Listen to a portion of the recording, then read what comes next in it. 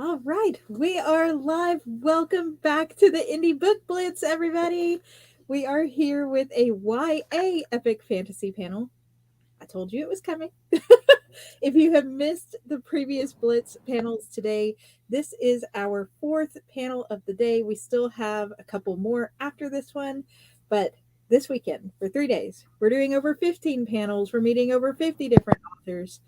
And on this specific panel, everybody here writes YA epic fantasy. So if you like YA epic fantasy, you're in the right place. We're going to just start off with introductions. I know I've met some of you before, like Craig C.H. Smith has been on almost every Blitz that I have ever done. So it's exciting to see such a big group back. Belle and Caitlin are both on together, which has never before happened on one of my panels. Ben is back. And WD is braving the Blitz this year as well. So why don't we just start? Belle, maybe you can kick us off and we'll just go around the loop. Tell us a little bit about yourself. What kind of epic fantasy, like Noble Bride or Dark or things like that you write? Sure do. So my name's Belle Manuel. I'm a fantasy author. Today I'll be talking about my YA stuff. I do tend to write young adult epic fantasy with lighter notes because my other stuff is darker. So I try to do a lot of retellings or whimsical fairy tales, if you will, a lot of positive, inspiring things. There's dark stuff peppered in, but that's what I aim for, is it to be a positive moral or outcome or whatever. And then, yeah, I'm here. I love Catherine's channel. Oh, and give us one of the books that you think you're most known for. That would be this one over here, but that's not YA. My best YA book is probably A Fate So Twisted. That's a sprawling universe that I actually have multiple young adult series planned in that are all going to be on that scale. So, A Fate So Twisted. I'm not gonna lie, I found Belle because my debut epic was The Vow That Twisted Fate. And I was looking for comp titles. A Fate So Twisted. It's like, oh, this is awesome. I love it. Kismet. Yeah, Belle's also an editor, a big part of the indie community who does co-op lives on a regular basis with Caitlin and occasionally horses. WD, why don't you tell us a little bit about yourself? I'm really excited to meet you. Hi, so my name is Willow. I guess you could also call me WD. I wrote my debut novel, The Beauty of Dawn. It's a dark epic fantasy novel, and I wrote it for my grandpa. He's in the acknowledgments right at the beginning. He's who inspired me to become an author, so I want to dedicate all the books that I write to him. Outside of writing, I am a martial artist. I'm a black belt in Yoshinkan Aikido. And I'm also a tattoo artist. Oh, yay! Yay! Way cool. Yet you're wearing long sleeves so we can't see I actually don't have any tattoos myself, but I've done a few of them. I'm an apprentice in tattooing. Ooh. Wow. I love your cover. Dark epic fantasy is my thing.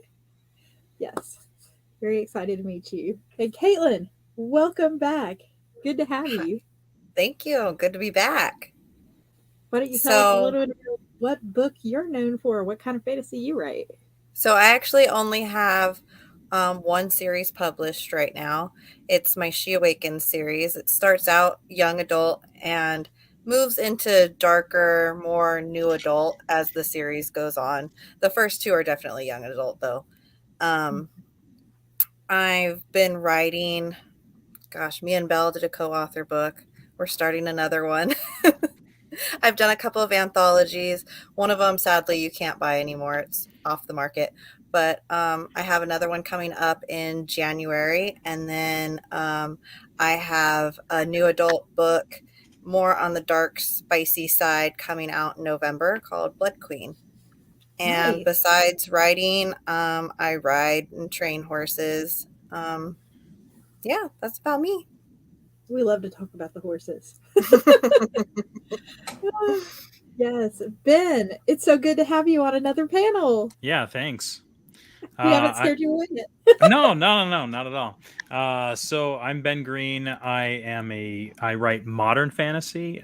So this is my the first in series of a series called Rimdoom. This is Forged in the Fallout. I'm trying to get the best picture there. And it's a complete series, trilogy. Basically, modern dwarfs under the Rocky Mountains. Cool metallurgy and stuff like that. But it has a lot of I don't know. I wouldn't classify it as like lit RPG or anything like that. It's definitely modern fantasy. Has a lot of heart. Very YA. Friend group. There's a heist in a couple chapters. Kind of fun trope things. Prison break. And a little bit of a competition in a couple chapters. So hitting a few of those tropes, but I love taking things and making them modern. I think it's fun, and it's I saw the elves get the full treatment all the time in like everything that I ever saw is like elf retelling, modern day elves. So I was like, what about dwarfs? They're not getting their fair share. So I reinvented them for Rimdoom. And put them under the Rocky Mountains, which is pretty cool. Yes, and I know on the last live we did, we were talking about how you could see the Rocky Mountains and wonder which one they'd be under. Yeah, like when I was traveling through Colorado. I'm like, I don't know. I knew which cities were each under which peak, and so it's kind of interesting. Yes. And I love books where dwarves are main characters. And if anybody's read The Vow of the Twisted Fate, they know that. But it's nice to see a book where the elves secondary. It's all about the dwarves. Mm-hmm. And Craig, welcome back. You are one of the veterans. You have been on every single blitz that I have ever done. We had Helen on earlier, and I was thinking, oh, I'm so glad Craig's getting on. Congrats on your brand new release. That was today or yesterday? Brand new. It is today. Today is the official release day of my most recent fantasy work. Yes, this one's been a little tougher, just because of the content. Oh, and I'm sorry, we do have some background help today. We were singing Old Town Road just a second ago, but with this release, it's about a boy that that'll do anything for his dog, and that includes crossing out of this world into the next type deal. So it was tough on us. We lost a couple of our pets over the last few years that have been with us for a very long time, and that's what made me write this. That's what made it tough too. But it's been a great release day so far. We've received a lot of love from a lot of people, and me, I write shorter, young adult, always high fantasy, but this one starts in the real world like my debut did, and it's very similar to my debut. You're going to have a lot of fun on the trip, and it's going to be pretty emotional towards the end. I write books that I want you to talk to your 12-year-old about my books. That's my goal. I guess I'm sideways. Talk to my 12-year-old. Yeah, your 12-year-old about my books. I want both of y'all to be able to read them and enjoy them. But I'm glad to be here. I'm glad you do this every summer in the beginning of the year. It's great to see some of the new faces and some of the better writers. Yes. And as many of these panels as we've done, I've never had this specific group together. It's just very original. It's going to make for a good time. I will warn people about Craig. I think the internet just glitched. Craig's fantasy is fantasy with real life morals, real life meanings. And when I first picked up The Princess Knight, it's known that I don't cry much. I'm a developmental editor for a day job, and Belle, you're an editor, so it takes a lot for a story to get me to where I'm like gonna shed a tear for any characters at this point. But at the end of Craig's book, even though it started sort of unassuming, I ugly cried for a half hour. My husband thought a family member had died. So if you pick up Craig's books, be ready for the feels and have the tissues, because it's like legit there. Yes. Morgan. Oh, hi, Morgan. So I think it's really interesting that we've got the dynamic we do for these panels. There's so many different people with so many different experiences. And one of the main questions we're focusing on this Blitz is how you came about your indie author journey, how you came to self-publish your books, because some authors on past what are we even doing? Blitzes. I'm trying to think plural here. I can speak English. We believe in you. Yes, better than I speak it, apparently. But some authors have said, like Casey Freeman, that they were traditional and they left and they walked away and they went indie. We had Hannah on earlier this morning, who was traditional and then got an agent and then went hybrid and now is fully indie. And then we've had authors who started indie and they've been indie the whole way. So I'm sort of curious to go around and just have you guys tell me, how long have you been writing? How did you end up going indie for your books? Are we going to go in a circle? Yeah. Okay. Who wants to go? I was originally traditionally published by a small press back in 2015, and there were parts of the process I loved and parts that I didn't. I really don't feel as though I got to present my best story, and it's nothing against the small press. I wish them the best of luck. I hear that they're doing rather well now, but they were very green when I and several other authors were brought on. So I feel like our books kind of got the shaft. So that kind of pushed me to go indie more because I got to have more creative freedom on it, but I also got to ensure that I was putting my best foot forward with my story craft, with my just anything to do with writing craft in general, because I felt that I didn't quite get the syntactical improvements I would expect from a traditional publisher. You know what I'm saying? Like if Little Brown Books picked up my book, I would expect them to just be tearing it to shreds. Like, just, this is horrible. This is, everything needs to be rewritten. Whereas they were very encouraging, and that can kind of backslide a little bit. Now that I'm indie, I have critique partners who are just brutal to a fault. And then I let them edit my book. I pay them to be mean to me. And I feel like I've gotten to have stronger stories and a much better experience with readers too. I get to connect with them easier. Mm-hmm. Caitlin, are you brutal to a fault? No, but I like Belle's brutalness. I need it. What was that comment I put on yours where it was like, you can do better? Yeah, I know you can do better. I was like, yeah, I You can do this. I need that brutality though. Oh, yes. I'm not like that with clients, for any potential clients. I'm very nice to my clients. She is. Don't become my She friend, was then the it becomes first time. evil. Yeah. First time she was very nice. After that, we became friends, and yeah. Yes, and Craig's having some connection issues. Sorry, Craig. Craig is going to be on a different live panel for the live read, so we get to hear. We'll be sure to shoehorn his name in a few times then. Go check out C.H. Smith. There you Just go. throw it in there. Okay. He conquered. He went off to do his lunch day. It always happens on launch day. Everything goes wrong on launch day. It's just Absolutely. normal. Yeah, That's the very day you normal. find a very apparent typo on page 1. You're like, I okay. was gonna say page 1. Yep, always. Now I just need a soundtrack that's like, welcome to the jungle. Yeah, right. Oh, goodness. All right. Ben, you went second to last. Why don't you hit Sure. us next, and we'll just sort of randomize who's going to win. I had written a couple other things all the way through, completed manuscripts, and I was looking to get traditionally published. I was writing historical fantasy time travel, like an American history thing. It's my background. I'm a historian and social studies teacher, and so that's my thing.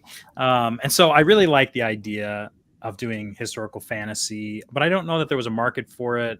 Don't know that I was going to find the right agent for my project, and it just seemed like I kept inventing strange things, right? And I'm like, okay, I'm not sure if I'm ever going to market these out there ideas. And it's not that the story itself is a pretty standard tropes and the story beats and everything, but it just, on the surface, my stories are like, wait, what is that? And so sometimes a little bit weirder to market it. And honestly, when I decided to go indie, I kind of looked at all the projects I had, and I decided which one would be a best fit for that. And when I made the decision to go indie, it really kind of freed me up. Like, my other projects, I kind of got them to a certain point, and then I was like, okay, now I'll need an agent. And I didn't really push through to the other side of that. And so as soon as I decided to go indie, it really motivated me also to like do a lot of the work that needed to be done. I don't know why I didn't see that before switching, but that was kind of like a turning point where I was like, okay, well then I need to get at least this many beta readers. I need to get critique, and I was in a few critique groups at the time, and I only decided to publish this project because it's the one where people are like, okay, this is really good. They like from the get go, from chapter one, they were like, okay, I want more of this. That's when I knew like, okay, I'm good enough at this. Now it's just to decide like indie or traditional. And a young adult, a young like male protagonist, as well as like I'm not sure like the market's there all the time for that. For a young adult, middle grade, you got a lot of male protagonists like Rick Riordan and stuff like that, but young adult is just it seems like a tough sell sometimes to say, yeah, my main character is male, and it's like, oh, okay, cool, I'm gonna go read the other stuff that I like reading, which is just fine. And like actually I read more female main characters than male, just because that's what's out there. And so that's kind of the reason, some of my reasoning behind doing indie. But as soon as I decided, I determined like to bring the quality of my work up to traditional publishing if possible. And I was looking at like, okay, well, they go through 12 rounds of edits, and I'm like, well, I don't know about all that, but I brought it up to about 7. So I have 2 different rounds of beta reading, developmental edit, line edit, and proofreading, and then like ARC proofreaders too. And then I keep, so I created a process where I get to about 7 or 8 like rounds of full edits of the manuscript, and I'm pretty happy with the result that I get, and I feel like it's a pretty polished product with a great story. So, and in Ben's defense, it does have a male main character, but there's a big familial thread and theme in Ben's work, and it takes some of that more like cliche feel that goes along with male main characters and sort of spins it as something realistic and deep and relevant for the current market. And I feel like I definitely get what you're saying, that the male main characters have been done so much, but it's nice to read a book where this isn't just about this guy becoming a hero, being overpowered, princess, and like one that this is about a family and something much deeper. Yeah, my dedication for my final book is, it says, to boys, young men, and men who risk being vulnerable and compassionate, you're a powerful force for creating a better world. Onward. So I really try to make my characters empathetic and compassionate, especially my young men, because a lot of times they get a bad rap, or they're just always growling, which is it's okay. I totally get that, but I do like to portray them in a certain way, and I think it works really well, and it makes for an empathetic main character that everybody could enjoy reading. So, how much page time do they spend staring at someone? Staring. I have to say, I don't describe eye color as good as I should in my book. But they're very action adventure, a little bit of romance in book 2 and 3, which is fun. So, yeah. WD, we want to hear about your book. And how you ended up going indie. Yeah, so I wrote my book when I was 15 years old, and it was really long and really bad. So I kind of looked into traditional publishing. So I queried a bunch of agents, probably upwards to like 50 or 60 of them. Didn't receive a response because it sucked. So I kind of left it alone for a few years, just waiting to see if I would get any kind of response for it.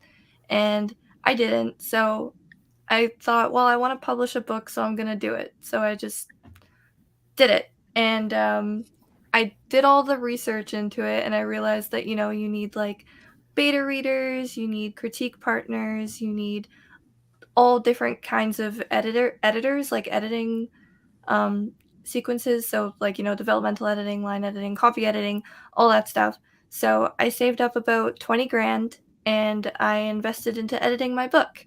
And I got a developmental editor. Her name is Hilary Sames. She's a previous acquiring editor of Orbit. And my line editor was Melissa Frayne, who was a previous senior editor for Tor, and she founded the Tor teen line. So I kind of went out of my way to find people that I thought were really, really good and who I had to wait a really long time for.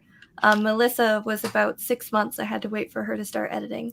And once I had all my editing gears in place, I started working on a marketing plan. I went to school for marketing, so I kind of have a diploma behind me, but marketing kind of changes all the time. And there's lots of stuff that's in the book industry that isn't always in marketing in general. So yeah, I made a content schedule. I started posting about building hype 3 times a day on selected social media platforms, and I went for indie publishing, and I published my book June 1st of this month. Congratulations. You've already got some reviews up. They're really good. Yeah. I think to have a debut with over a 4.5, like a 4.7 rating is fantastic. Yeah, it's pretty exciting. I have a book signing coming up tomorrow, actually, that I'm getting ready for. And it's going to be my first one, so I'm really excited for it. And I'm hoping I can get a bunch of people to leave reviews from it. I'm going to have my first hardcover edition there, and I'm hoping that people will see that. And then I have this kind of draw going on where if you leave a review on Amazon, you get entered to win into a draw for the first hardcover. So I'm hoping that people will, leave a review based on that.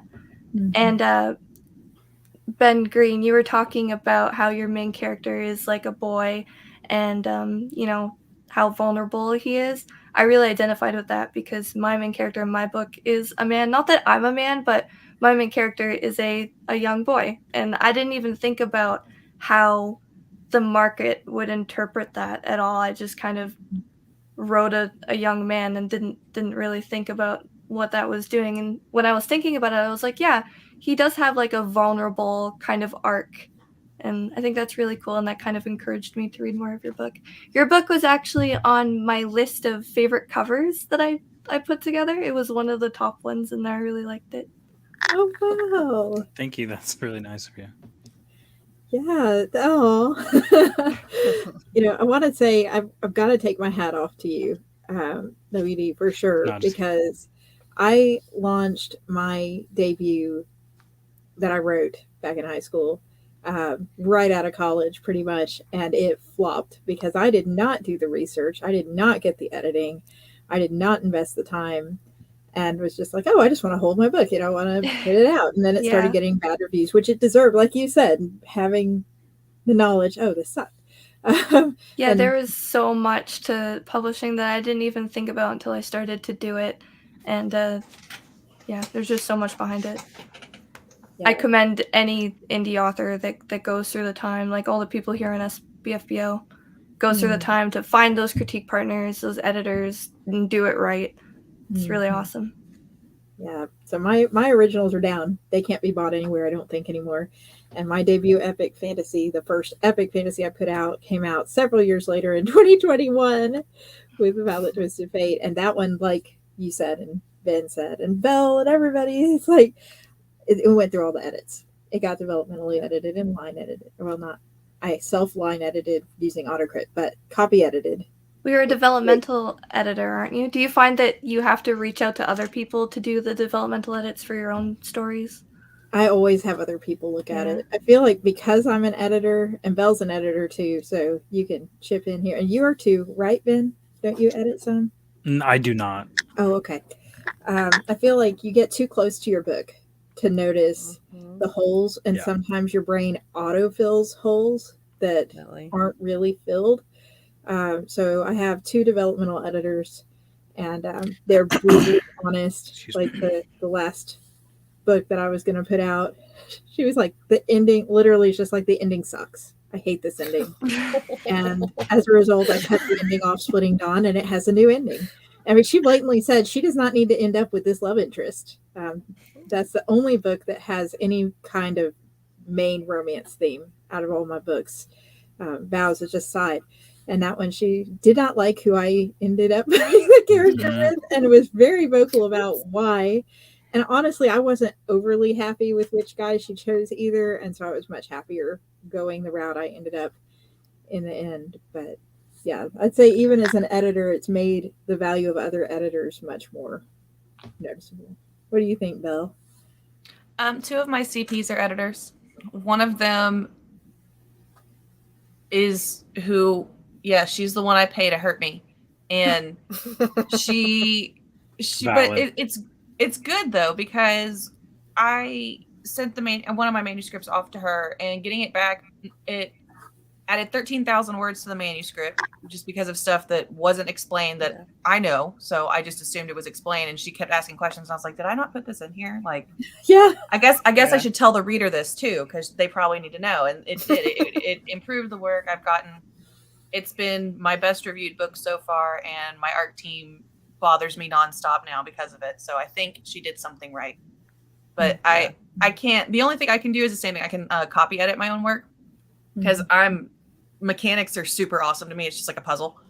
So I can sit there and copy edit my own work, and then I usually have one of my editor friends do the line edit just to make sure that it's all good, that it doesn't sound clunky, especially if I work on multiple manuscripts. I want to make sure that my voice isn't slipping between the two. So Yeah. And then that proofread at the end, saving grace. oh god, yeah. Shouting out to you, Sam, if you were watching. Sam goes through so much. Caitlin, Yeah. I know a couple My people who are on may know who you are. They may have seen other lives, but for those who don't, how did you end up going indie? So I started writing She Awakens in 2020, and I ended up publishing early 2021. Since then, I've published 3 other books besides that one. So it's a completed series now. But I decided to go indie because I know me, and I know I could not deal with the heartbreak of all of the rejection letters.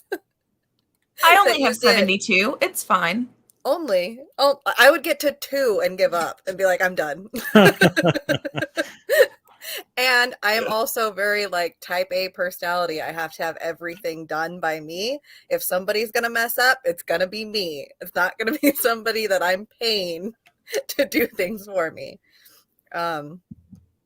Yeah, so I had to just learn everything on my own. And like Willow, I have a business degree with like an emphasis in marketing. Had to completely relearn everything. I feel like that taught me absolutely nothing. Like I know some of the verbiage, obviously, but yeah, so it's been a ride.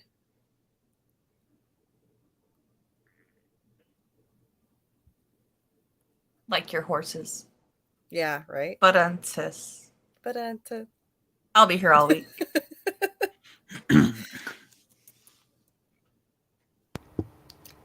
Catherine, if you're talking, Yeah, we you're lost you, muted. Catherine. Yeah, we cannot hear you. You're muted. You muted your mic. I thought she was like busy. I was trying to stop. I know. I really thought it was my internet connection. I was like, oh no, I'm slipping again. Can you hear me? We Yeah, can we can hear you now. Yes. Yay! I was saying that so many of the panels that Caitlin has been on, afterward, I get people who are like, I'm so happy to meet an author that loves animals so much. All of my books, well, I guess not my short stories. 90% of my books have animals in them, people. Most of them talk. You the one Love you it. co-author with Belle? Does Belle allow animals? No, she does not. Which is weird because I have no issue with animals. Like I've ridden horses since I was a kid as well. Like I have had cats my whole life, dogs. Like my mom's pit bull is like my favorite dog in the world. But it never feels organic to the story I'm writing to have an animal in there, if that makes any sense. Like it never. Yeah. No, that makes sense. It just doesn't fit. Like there's no, I'm just trying to imagine a time when the chick who's going to become the goddess of spring in my young adult series, Yeah. Fate So Twisted. I'm trying to figure out when she's just going to be like, oh, hold on, I have to take my dog for a walk. Give me 5 minutes. like I understand that like I have to save the world, but just hold on. Belly In rubs. Like, it Belle's just book, never the fits my dog story. wants her. Oh, so the wheel has arrived. For those who are veterans at my blitzes, you know that this is new and this is not normal, but it is a lot of fun. This is the 4th one we've done this on. We have a bunch of little Story related questions. They're not main story. They're not going to spoil anything, hopefully, just for fun. So we're going to spin the wheel, and that is going to be the question that your panel answers. Are Why we does this ready to make me spin? nerv- Why does this make me nervous? Yeah, same. Okay. Yeah, sure. We're ready. Spin the wheel. I hope it's not about eye color. I'm just kidding. Name them all. Your main character shows up for tea. And what kind of a guest are they? Probably Ooh. terrible. This is with you as the author. They show up at your place for tea, not somewhere in the book. Evelette would be very nice. She's a super kind person from my YA series, so she would probably be like the best guest you ever had. And since her ability has to do with like generating nature and stuff, because she's meant to be Persephone, retold, she probably made the tea taste better and fresher.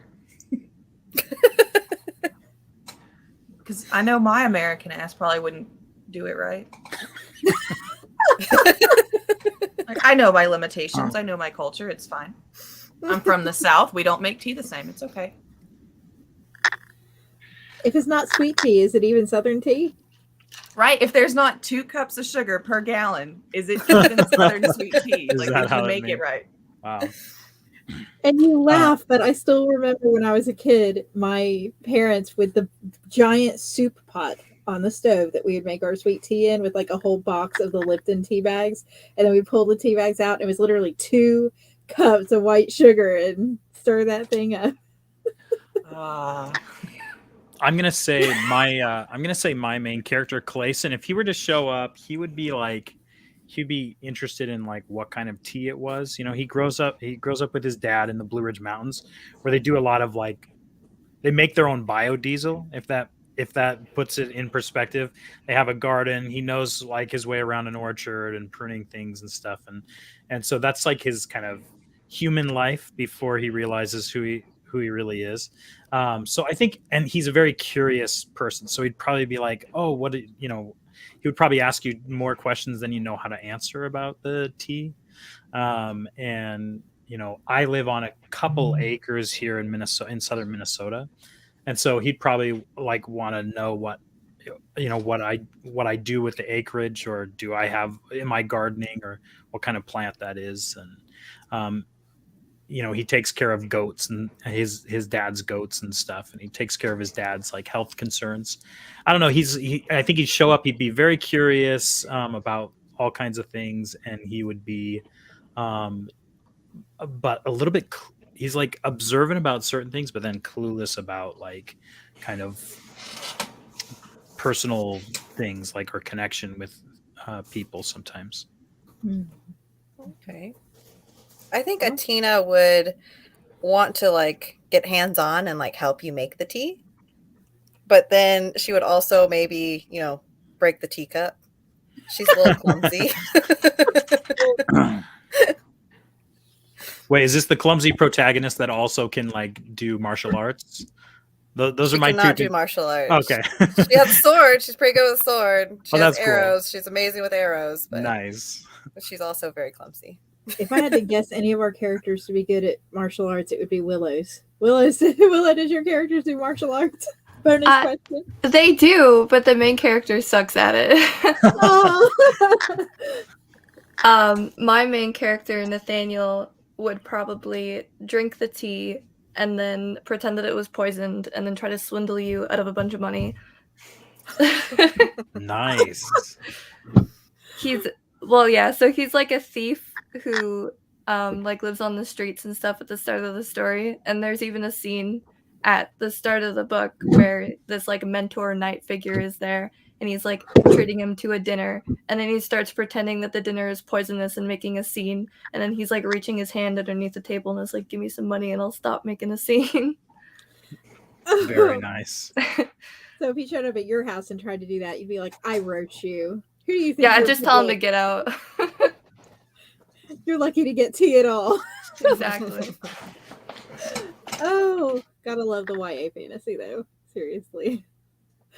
So the last thing we're going to talk about on this panel is what's coming up for the rest of 2023. Any author events or publishing thing? Like I know C.H. Smith just had a book put out today. Anything on the schedule as far as all of that goes? What can people look forward to? And if you're watching and you want to follow these people to get the information on these things, go to the description box because you can get their book links and their author links there. Caitlin, you want to start us off on this one? Sure. So I have my next book coming out in November sometime. Still don't have a set date. It's called Blood Queen, new adult, fantasy, dark, spicy. Spice starts chapter 3, guys.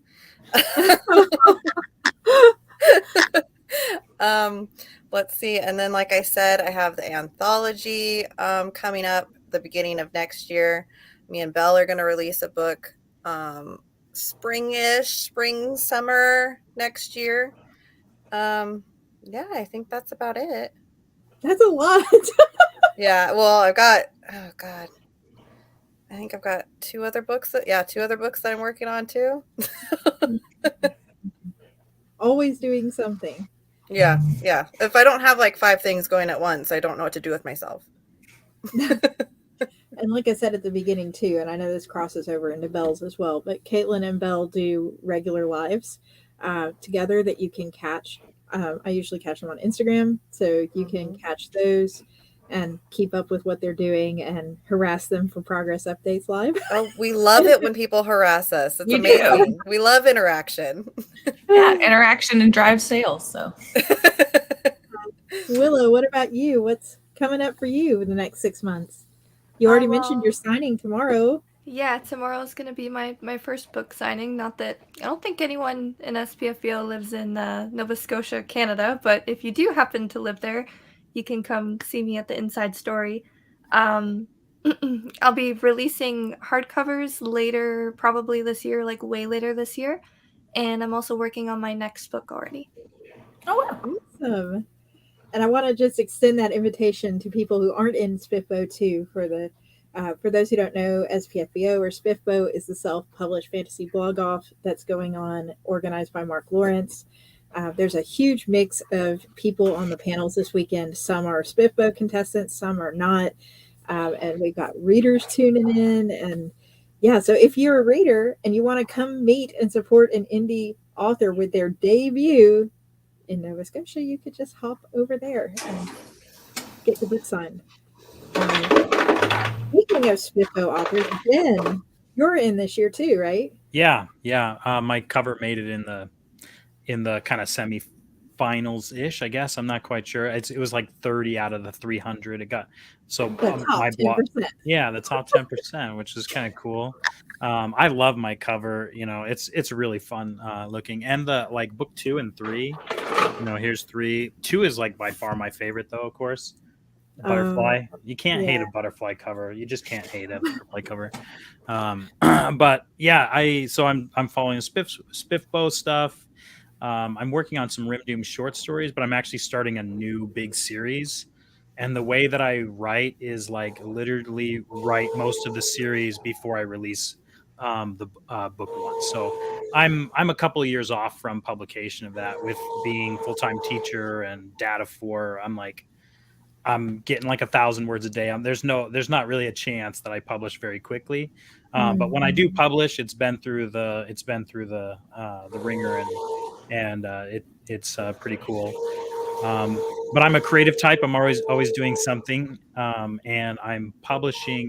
I'm hoping to kickstart a children's game next year. Oh, wow. It's basically all the cereal in the house has been spilled, so a cereal mix-up game, and then you blindfold, like scoop it up and get points based on how much sugar cereal you get. So it's super kid friendly. I'm working with an artist on like logo and stuff. Let's see, how good is that's going to be impossible to see. We always saw it. Almost. Max very is close. cereal. Anyway, so I'm doing a few conventions where we're proto-testing the game and generating interest for Kickstarter. So, you know, I'm a creative type. I a family kind of guy. So I'm making a kids thing, and I'm writing my next series, which is like a 5-book series. So I have no idea. I'm hoping 2025 is when that's going to be published, but it seems so far out there compared to other authors' timelines. But that's my process, and so it's got to be what it's got to be. Good books are worth waiting for. Yeah, and the fact that they'll mostly all be done by 2025, and I can kind of do a more rapid release this time around. Rim Doom came out about 1 year or 11 months from each other. And so these ones will be a little bit closer together and a little bit shorter, a little bit faster reads, shorter chapters. And it's a space fantasy. So nice. Yeah, and it's one of the reasons that we do these blitzes is because as indie authors, we're in charge of everything. The entire production, the writing, working a day job so that we have food, like, right. and so that our cats and horses have food. But no, seriously, if we get together and our readers can see, hey, here's these other indie YA epic fantasy writers, and while they're waiting on your stuff, they can be reading, other people in the indie community, and that's awesome. I did start compiling a list of the YA books that are in SPIFBO. If anybody is interested, I basically made a Goodreads list of. There's about 20 of them that I found so far, but I'm never quite sure if I've got all of them out of the 300. But I can post that link in the comments, so you can check out the YA ones. There's no chance I'm going to read 300 books for SPIFBO if I'm not a reviewer of those books, but I can read some, and I'm hoping to read as many of the YA ones as I can. So that's awesome. Thank you for doing that. Zach Argyle has a big list of the 300. Oh yeah, he has a big list of that, and that's pretty cool. No shame, Belle. It's all right. Oh no, we lost her. Right here in Belle's spotlight moment. Yay! You're back. My little ring light is dying because it's some wholesale knockoff thing that I got on Amazon for $20. So the bottom is broken, and like my phone is what I'm using right now, and it's just slowly going. That's useful. That's okay. I'm using my beautiful natural basement lighting, which is just giving me an illustrious glow. Natural basement lighting. Now that's something. That's property value right there. Yes, it is. So, Belle, what's coming up the next 6 months for you? 6 months. So we're in June, so that's till December. Okay, so September, I have my co-author book with Angelina J. Steffert coming out. It is a new adult high fantasy. We have one bed trope, enemies to lovers, forced proximity, all kinds of nice twists and turns going. In November, I have my new adult dark fantasy release that I have not said the title on yet. But it is basically, think The Cruel Prince, but for grown-ups. It's very traditional fairy folk. We have, lots of displays of dark dealings and little twisty things. And then Caitlin and my co-author's book is after that. But it's in the spring of next year. Yeah. Lots of writing and publishing. Yes, lots of writing. I already have started on book 4 of this series over here. Test readers are working on the book that comes out in November, just to double check. This is like the 4th draft. I had to completely rewrite again because one of my CPs just hated it. She hated what I had, and in a polite way, of course. She was nice about it. She was just like, this is nothing. This is going nowhere. But good try. I was like, makes me hard. It was so good. It wasn't. Literally nothing was happening ever. I'm terrible. I love Belle's writing. I'm like, oh, it's so good. She's like, no, I hate it. Interesting scenes with interesting characters, but literally no plot. Like, she's like, okay, but why are we doing this? Hey, maybe it's a cozy. Maybe it's a cozy fantasy. Just really chill. Maybe it's just really chill. So good. So if it's a cozy, you can now put the animals in because they're doing nothing. Might as well have an animal. There we go. I have a whole chapter dedicated to the cat. Like just where it goes, what it does all day. Yeah, a lot of good cozies. And then on top of all of that, Belle, like I said before, is an editor. I am an editor. And that should be in the links in the description box as well if you're a writer. I pretty much just do developmental and proofreading, but Belle does a lot more than that. So yeah, I do copy and line editing. I do proofreading. I don't currently professionally offer developmental editing, but I do it for other indies who I know who. I just don't do it professionally yet. It's a lot. It takes a lot of time. It takes a lot to do, and it's really hard for me personally to developmentally edit one story after the next without a little cool down period. Whereas copy editing, it's just mechanics, right? I'm just fixing your punctuation, minor typos. You use the wrong form of discrete. You spelled eek wrong, like tiny things. Yeah. Copy edit, and then line editing is just addressing your style. Again, that's easy to me, but developmental editing is that's why every single thing. I have to take notes. Yeah. And then an occasional proofread to break things up. But mostly I'm in the opposite boat. So you can get a developmental edit from me, and I promise I'll be honest, but try to say it in a nice way, and then go over to Belle for all the other stuff. But yeah, the editing busy season has been in full throttle here for me. It won't ease up probably till July. So there is no writing for me until like July 15th, because like Belle was saying, as a developmental editor, it's all consuming, and I can't break out of a book that I'm editing to write my own book while I'm developmentally editing somebody else's. So yeah, I've got several books that I'm waiting to finish till after the busy season. But it's been such a pleasure meeting all of you, especially you, Willow, for the first time. I'm so excited. It was nice meeting you guys too. And I really wish the SPIFBO participants all the best this year. Can't wait to see what co-op piece comes out from you, Belle and Caitlin. For sure. If you're watching and you would like to check out the authors, the links are in the description. And if you would like to meet more authors, we have these panels running the rest of today and tomorrow and Sunday. This is only panel number 4 out of about 17, I think. So yeah, you can check back in. I think there's a couple more left tonight. So that's cool. You're definitely having a good time. So subscribe to catch all of that, and we will catch you guys on the next panel. Bye, everybody. Thank you so much. All right. Thank you.